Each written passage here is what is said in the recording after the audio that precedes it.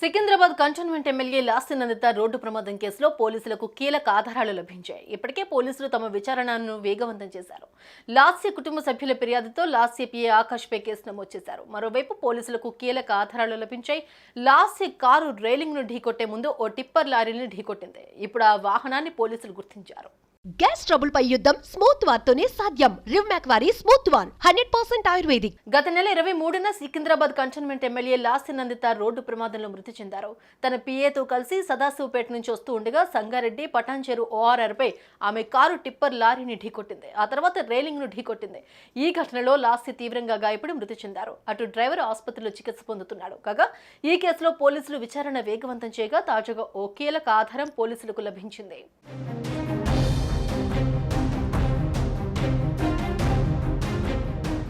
లాస్తి Nanditha car ORR పైకి entry అయిన సమయంలో ముందు వెళ్తున్న లారీని సీసీ కెమెరా ఫుటేజ్ ఆధారంగా గుర్తించారు పోలీసులు. అయితే ఆ టిప్పర్ డ్రైవర్ను పటాన్చెరు పోలీసులు కర్ణాటకలోని అదుపులోకి తీసుకున్నారు. అతని దగ్గర నుంచి కీలక విషయాలు తెలుసుకున్నారు.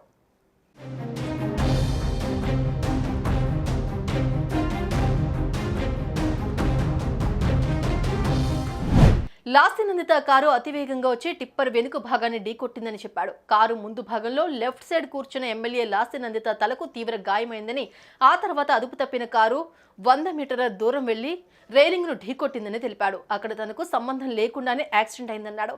అక్కడే ఉంటే ఎక్కడ తనను అరెస్ట్ చేస్తారో అన్న భయంతో వెళ్లిపోయినట్లు చెప్పాడు డ్రైవర్.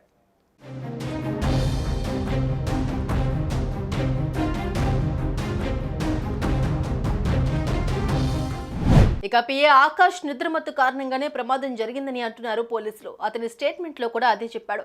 అసలు ప్రమాదం ఎలా జరిగిందో అర్థం అవ్వలేదని, ఆ సమయంలో మైండ్ అంతా బ్లాంక్ అయిపోయిందని తెలిపాడు.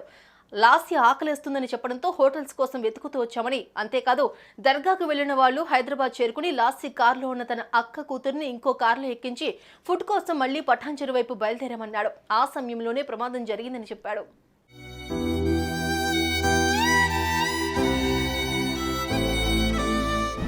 ఇక టిప్పర్ లారీని పోలీసులు సీజ్ చేశారు. డ్రైవర్ను ఎంక్వైరీ చేస్తున్నారు. మరోవైపు ఆకాష్ ఆసుపత్రిలో చికిత్స పొందుతున్నాడు.